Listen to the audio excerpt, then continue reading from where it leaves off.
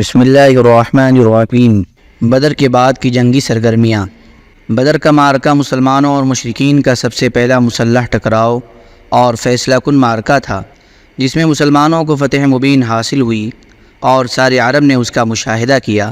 اس معرکے کے نتائج سے سب سے زیادہ وہی لوگ دل گرفتہ تھے جنہیں براہ راست یہ نقصان عظیم برداشت کرنا پڑا تھا، یعنی مشرکین، یا وہ لوگ جو مسلمانوں کے غلبہ و سربلندی کو اپنے مذہبی اور اقتصادی وجود کے لیے خطرہ محسوس کرتے تھے، یعنی یہود۔ چنانچہ جب سے مسلمانوں نے بدر کا معرکہ سر کیا تھا، یہ دونوں گروہ مسلمانوں کے خلاف غم و غصہ اور رنج و الم سے جل بھن رہے تھے، جیسا کہ ارشاد ہے لَتَجِدَنَّ أَشَدَّ النَّاسِ عَدَاوَةً لِلَّذِينَ آمَنُوا الْيَهُودَ وَالَّذِينَ أَشْرَكُوا۔ تم اہل ایمان کا سب سے زبردست دشمن یہود کو پاؤ گے اور مشرکین کو۔ مدینے میں کچھ لوگ ان دونوں گروہوں کے ہمراز و دمساز تھے۔ انہوں نے جب دیکھا کہ اپنا وقار برقرار رکھنے کی اب کوئی سبیل باقی نہیں رہ گئی ہے تو بظاہر اسلام میں داخل ہو گئے۔ یہ عبداللہ بن ابی اور ان کے رفقا کا گروہ تھا۔ یہ بھی مسلمانوں کے خلاف یہود اور مشرکین سے کم غم و غصہ نہ رکھتا تھا۔ ان کے علاوہ ایک چوتھا گروہ بھی تھا، یعنی وہ بدو جو مدینے کے گرد و پیش بود و باش رکھتے تھے۔ انہیں کفر و اسلام سے کوئی دلچسپی نہ تھی، لیکن یہ لٹیرے اور رہزن تھے، اس لیے بدر کی کامیابی سے انہیں بھی قلق و اضطراب تھا۔ انہیں خطرہ تھا کہ مدینے میں ایک طاقتور حکومت قائم ہو گئی ہے تو ان کی لوٹ و گھسوٹ کا راستہ بند ہو جائے گا، اس لیے ان کے دلوں میں بھی مسلمانوں کے خلاف کینہ جاگ اٹھا اور یہ بھی مسلم دشمن ہو گئے۔ اس طرح مسلمان چاروں طرف سے خطرے میں گھر گئے، لیکن مسلمانوں کے سلسلے میں ہر فریق کا طرز عمل دوسروں سے مختلف تھا۔ ہر فریق نے اپنے حسب حال ایسا طریقہ اپنایا تھا جو اس کے خیال میں اس کی غرض و غایت کی تکمیل کا کفیل تھا۔ چنانچہ اہل مدینہ نے اسلام کا اظہار کر کے در پردہ سازشوں، دسیسہ کاریوں اور باہم لڑانے بڑانے کی راہ اپنائی۔ یہود کے گروہ نے کلم کھلا رنج و عداوت اور غیظ و غضب کا مظاہرہ کیا۔ اہل مکہ نے کمر توڑ ضرب کی دھمکیاں دینی شروع کی اور بدلہ اور انتقام لینے کا کھلا اعلان کیا۔ ان کی جنگی تیاریاں بھی کھلے عام ہو رہی تھیں، گویا وہ زبان حال سے مسلمانوں کو یہ پیغام دے رہے تھے وَلَا بُدَّ مِن يَوْمٍ أَغَرَّ مُهَجَّلٍ يَطُولُ السِّمَاعِ بَعْدَهُ لِلنَّوَادِبِ۔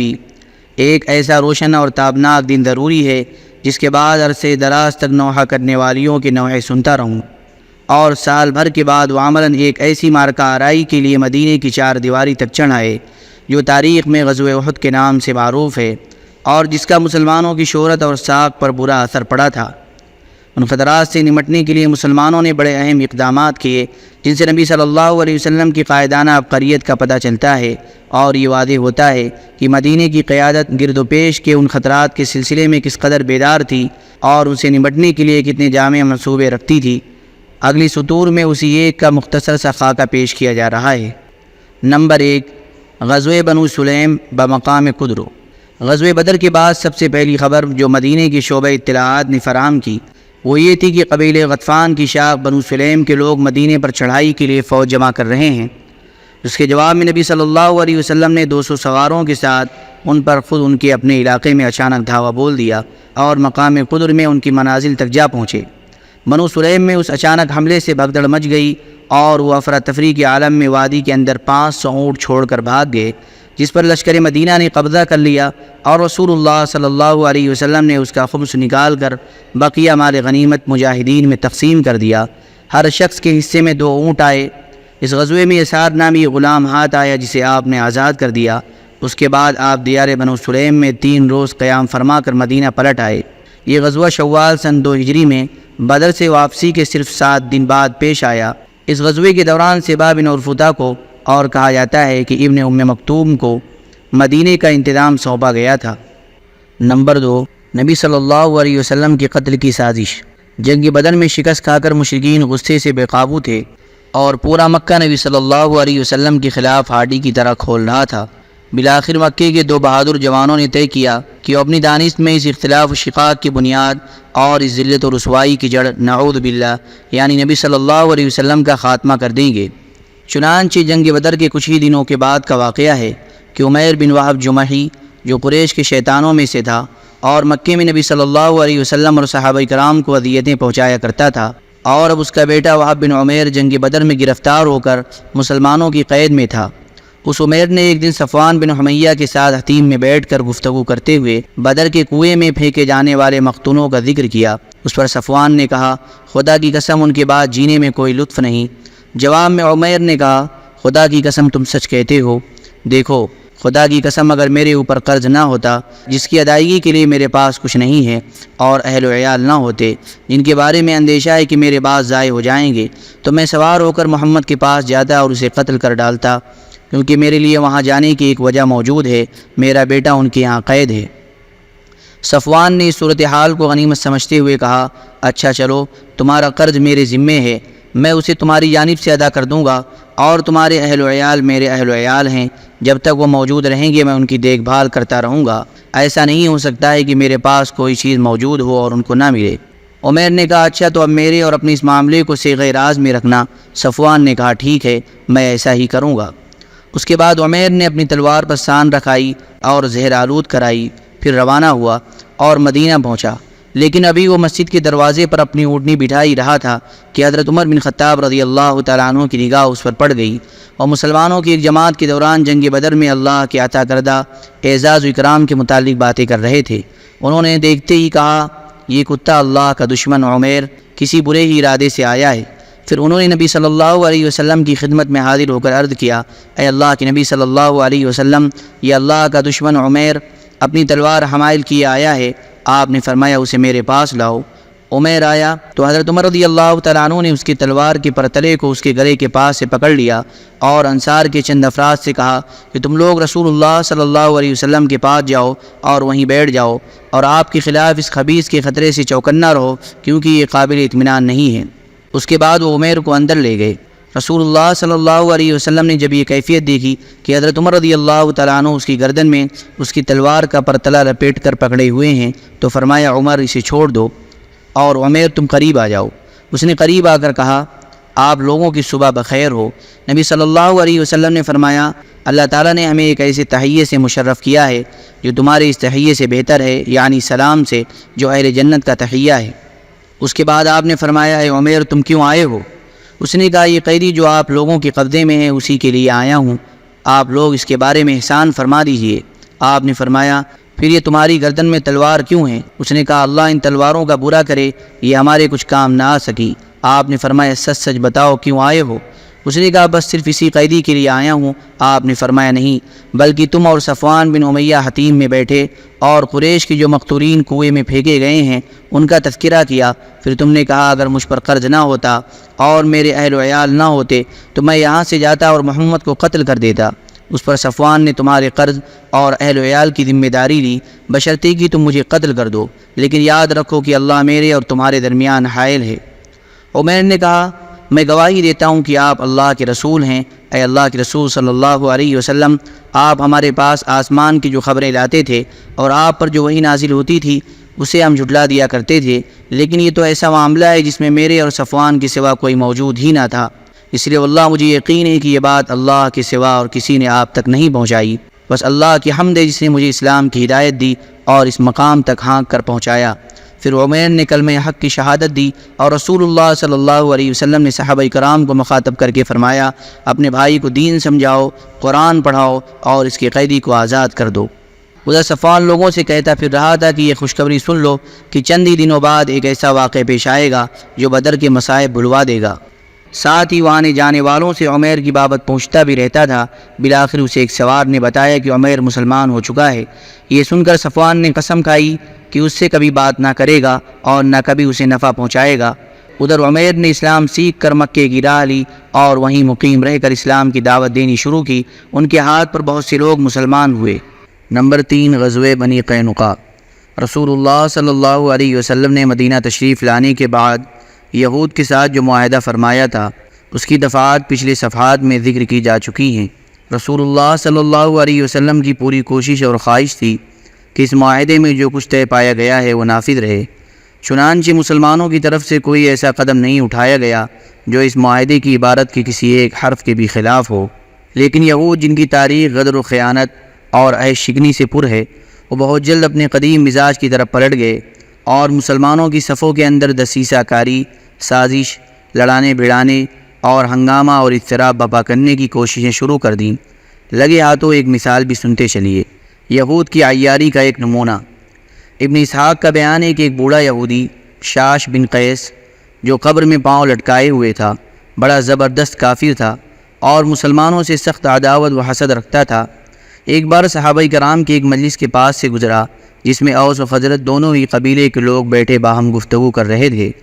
اسے یہ دیکھ کر کہ اب ان کے اندر جاہلیت کی باہمی عداوت کی جگہ اسلام کی الفت و اجتماعیت نے لے لی ہے اور ان کی دیرینہ شکر رنجی کا خاتمہ ہو گیا ہے، سخت رنج ہوا۔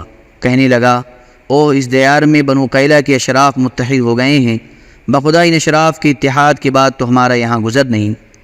چنانچہ اسے ایک نوجوان یہودی کو جو اس کے ساتھ تھا حکم دیا کہ ان کی مجالس میں جائے اور ان کے ساتھ بیٹھ کر پھر جنگ بعاث اور اس کے پہلے کے حالات کا ذکر کرے اور اس سلسلے میں دونوں جانب سے جو اشعار کہے گئے ہیں کچھ ان میں سے سنائے۔ اس یہودی نے ایسا ہی کیا۔ اس کے نتیجے میں اوس و خزرج میں تو میں شروع ہو گئی، لوگ جھگڑنے لگے اور ایک دوسرے پر فخر جتانے لگے، حتیٰ کہ دونوں قبیلوں کے ایک آدمی نے گھٹنوں کے بل بیٹھ کر رد و قدح شروع کر دی۔ پھر ایک نے اپنے مد مقابل سے کہا، اگر چاہو تو ہم اس جنگ کو پھر جوان کر کے پلٹا دیں۔ مقصد یہ تھا کہ ہم اس باہمی جنگ کے لیے پھر تیار ہیں جو اس سے پہلے لڑی جا چکی ہے۔ اس پر دونوں فریقوں کو تاؤ آ گیا اور بولے، چلو ہم تیار ہیں، حرہ میں مقابلہ ہوگا، ہتھیار ہتھیار۔ اور لوگ ہتھیار لے کر حرہ کی طرف نکل پڑے۔ قریب تھا کہ خورے جنگ ہو جاتی، لیکن رسول اللہ صلی اللہ علیہ وسلم کو اس کی خبر ہو گئی۔ آپ اپنے مہاجرین صحابہ کو ہمراہ لے کر جھٹ ان کے پاس پہنچے اور فرمایا، اے مسلمانوں کی جماعت، اللہ اللہ، کیا میرے رہتے ہوئے جاہلیت کی پکار، وہ بھی اس کے بعد کہ اللہ تمہیں اسلام کی ہدایت سے سرفراز فرما چکا ہے اور اس کے ذریعے تم سے جاہلیت کا معاملہ کاٹ کر اور تمہیں کفر سے نجات دے کر تمہارے دلوں کو آپس میں جوڑ چکا ہے۔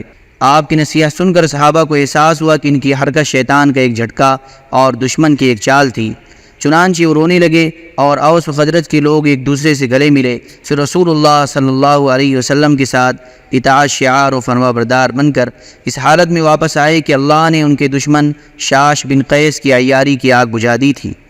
یہ ہے ایک نمونہ ان ہنگاموں اور اضطراب کا جنہیں یہود مسلمانوں کی صفوں میں بپا کرنے کی کوشش کرتے رہتے تھے، اور یہ ہے ایک مثال اس روڑی کی جسے یہود اسلامی دعوت کی راہ میں اٹکاتے رہتے تھے۔ اس کام کے لیے انہوں نے مختلف منصوبے بنا رکھے تھے۔ وہ جھوٹے پروپیگنڈے کرتے تھے، صبح مسلمان ہو کر شام کو پھر کافر ہو جاتے تھے تاکہ کمزور اور سادہ لوگ قسم کے لوگوں کے دلوں میں شک و شبہے کے بیج بو سکیں۔ کسی کے ساتھ مالی تعلق ہوتا اور وہ مسلمان ہو جاتا تو اس پر معیشت کی راہیں تنگ کر دیتے، چنانچہ اگر اس کے ذمے کچھ بقایا ہوتا تو صبح و شام تقاضا کرتے، اور اگر خود اس مسلمان کا کچھ بقایا ان پر ہوتا تو اسے ادا نہ کرتے بلکہ باطل طریقے پر کھا جاتے اور کہتے کہ تمہارا قرض تو ہمارے اوپر اس وقت تھا جب تم اپنے آبائی دین پر تھے، لیکن اب جب کہ تم نے اپنا دین بدل دیا ہے تو اب ہمارا اور تمہارا کوئی لین دین نہیں۔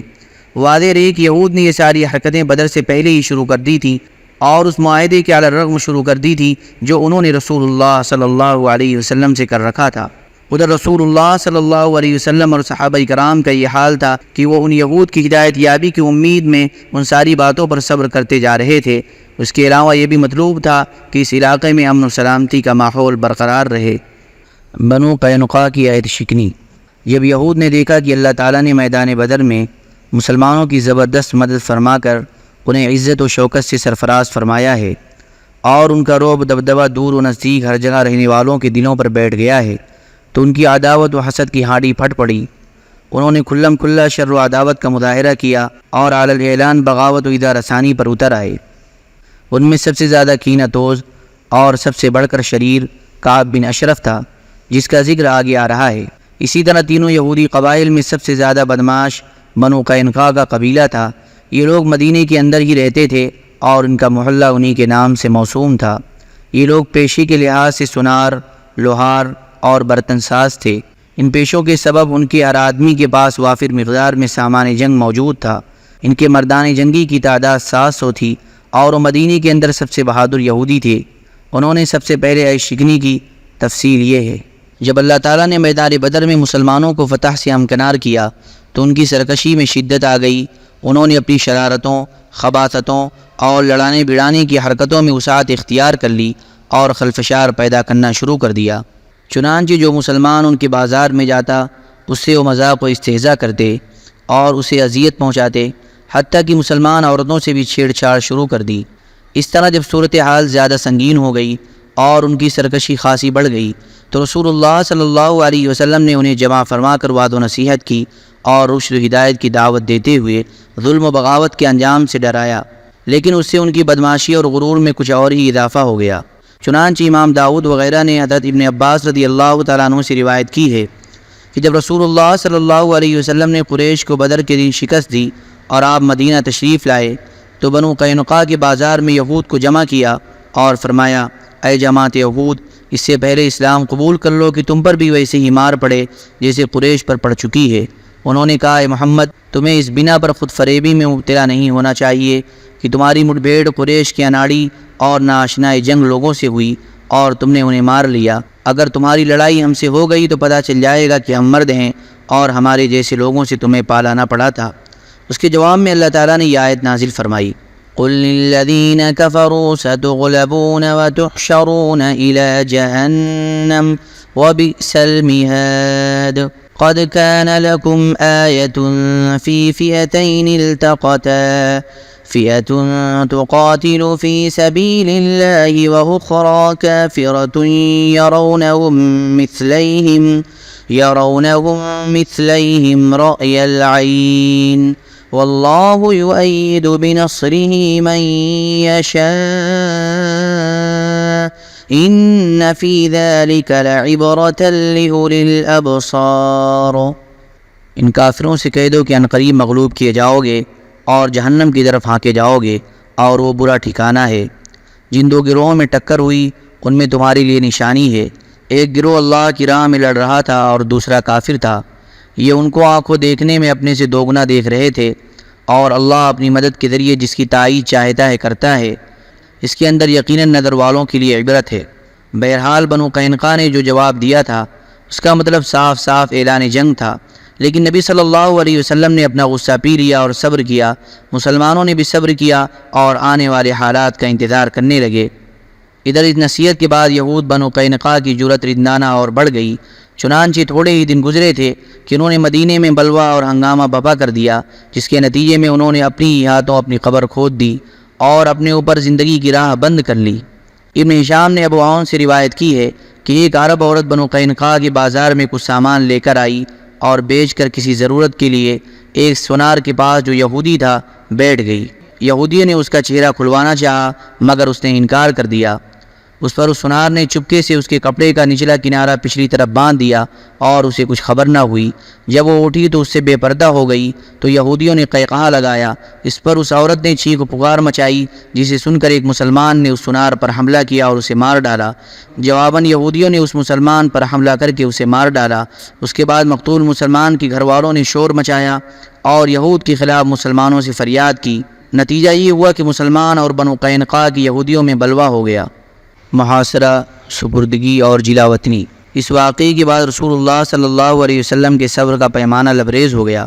آپ نے مدینے کا انتظام ابو لبابہ بن عبد المنذر کو سونپا اور خود حضرت حمزہ بن عبد المطلب رضی اللہ عنہ کے ہاتھ میں مسلمانوں کا پھریرہ دے کر اللہ کے لشکر کے ہمراہ بنو قینقاع کا رخ کیا۔ انہوں نے آپ کو دیکھا تو گڑیوں میں قلعہ بند ہو گئے۔ آپ نے ان کا سختی سے محاصرہ کیا۔ یہ جمعہ کا دن تھا اور شوال سن 2 ہجری کی 15 تاریخ۔ 15 روز تک یعنی ہلال ذی قعدہ کے نمودار ہونے تک محاصرہ جاری رہا۔ پھر اللہ تعالیٰ نے ان کے دلوں میں رعب ڈال دیا، جس کی سنت ہی یہ ہے کہ جب وہ کسی قوم کو شکست و ہزیمت سے دوچار کرنا چاہتا ہے تو ان کے دلوں میں رعب ڈال دیتا ہے۔ چنانچہ بنو قینقاع نے اس شرط پر ہتھیار ڈال دیے کہ رسول اللہ صلی اللہ علیہ وسلم ان کی جان و مال، آل و اولاد اور عورتوں کے بارے میں جو فیصلہ کریں گے انہیں منظور ہوگا۔ اس کے بعد آپ کے حکم سے ان سب کو باندھ لیا گیا، لیکن یہی موقع تھا جب عبداللہ بن ابی نے اپنا منافقانہ کردار ادا کیا۔ اس نے رسول اللہ صلی اللہ علیہ وسلم سے سخت اصرار و الحاح کیا کہ آپ ان کے بارے میں معافی کا حکم صادر فرمائیں۔ اس نے کہا، اے محمد، میرے معاہدین کے بارے میں احسان کیجیے۔ واضح رہے کہ بنو قینقاع خزرج کے حلیف تھے، لیکن رسول اللہ صلی اللہ علیہ وسلم نے تاخیر کی۔ اس پر اس نے اپنی بات پھر دہرائی، مگر اب کی بار آپ نے اس سے اپنا رخ پھیر لیا۔ لیکن اس شخص نے آپ صلی اللہ علیہ وسلم کے گریبان میں اپنا ہاتھ ڈال دیا۔ آپ نے فرمایا، مجھے چھوڑ دو، اور ایسے غضبناک ہوئے کہ لوگوں نے غصے کی پرچھائیاں آپ کے چہرے پر دیکھیں۔ پھر آپ نے فرمایا، تجھ پر افسوس ہے، مجھے چھوڑ۔ لیکن یہ منافق اپنے اصرار پر قائم رہا اور بولا نہیں بخدا میں آپ کو نہیں چھوڑوں گا یہاں تک کہ آپ میرے معاہدین کے بارے میں احسان فرما دیں۔ 400 کھلے جسم کے جوان اور 300 زیرہ پوش جنہوں نے مجھے سرخ سیاہ سے بچایا تھا، آپ انہیں ایک ہی صبح میں کاٹ کر رکھ دیں گے۔ واللہ میں زمانے کی گردشوں کا خطرہ محسوس کر رہا ہوں۔ بالآخر رسول اللہ صلی اللہ علیہ وسلم نے اس منافق کے ساتھ جس کے اظہار اسلام پر ابھی کوئی 1 ہی مہینہ گزرا تھا رعایت کا معاملہ کیا اور اس کی خاطر ان سب کی جان بخش دی۔ البتہ انہیں حکم دیا کہ وہ مدینے سے نکل جائیں اور آپ کے پڑوس میں نہ رہیں۔ چنانچہ یہ سب حضرات شام کی طرف چلے گئے اور تھوڑی ہی دنوں بعد وہاں اکثر کی موت واقع ہو گئی۔ رسول اللہ صلی اللہ علیہ وسلم نے ان کے اموال ضبط کر لیے، جن میں سے 3 کمانیں، 2 زرہیں، 3 تلواریں اور 3 نیزے اپنے لیے منتخب فرمائے، اور مال غنیمت میں سے خمس بھی نکالا۔ غنائم جمع کرنے کا کام محمد بن مسلمہ رضی اللہ تعالیٰ عنہ نے انجام دیا۔ نمبر 4 غزوہ سویق۔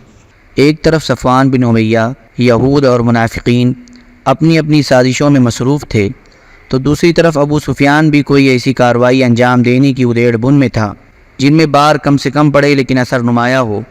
وہ ایسی کارروائی جلد از جلد انجام دے کر اپنی قوم کی آبرو کی حفاظت اور ان کی قوت کا اظہار کرنا چاہتا تھا۔ اس نے نظر مان رکھی تھی کہ جنابت کے سبب اس کے سر کو پانی نہ چھو سکے گا یہاں تک کہ محمد صلی اللہ علیہ وسلم سے لڑائی کر لے۔ چنانچہ وہ اپنی قسم پوری کرنے کے لیے 200 سواروں کو لے کر روانہ ہوا اور وادی قنات کے سرے پر واقع نیب نامی ایک پہاڑی کے دامن میں خیمہ زن ہوا۔